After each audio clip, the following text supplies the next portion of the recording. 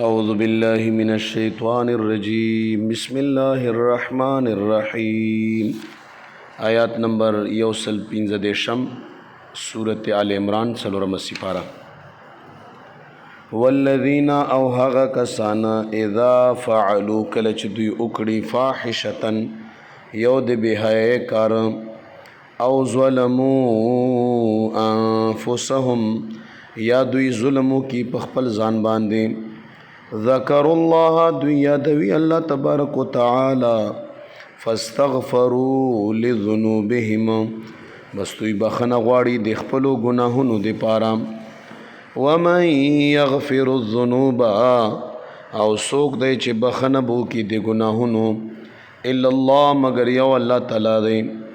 ولم یصروا او دوی همیشوالی نه وي کړی علی ما په هغه ګناه باندې فعلو چې دوی کړي دي وهم یعلمون او حال دا دی چې دوی پوهیږي. الله پاک فرمای کلم چې یو انسان بے حیا کار وکړي. عبداللہ ابن عباس رضی الله عنهما فرمای فاحشتن لفظ چې په قرآن کې کم ځای کې راشي مراد به ترېنه زنا وي. الله فرمای کلم چې دوی فاحش کار وکړي یا ظلم وکړي د الله یاد وکړي او د الله نه د بخنې ګناه بخنه وغواړي نو الله ورته هغه ګناه معاف کوي. خدا نه چې سبی هغه ګناه کوي بیګی بخنه غواړي، سبی هغه کار کوي ویګی بخنه غواړي، نه بس یو وار یا زیات نه زیات دویم وار زیات نه زیات دریم وار نو بیا خو د الله پاک د ذات پورې خندای نه وای پکار. نو ځکه الله فرمای همیشواله به نه کوي دوی په هغه ګناه د کومې ګناه چې دوی معافي غواړي زمانه.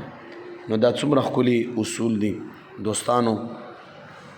روایاتو کې راغلي حدیثو کې چې مغرب په طرف یو دروازه ده چې د یو چوکاټ نه بل چوکاټه پورې که یو سړی په اسپه باندې سور شي 1500 کاله مزل دی یو چوکاټ نه بل چوکاټه پورې.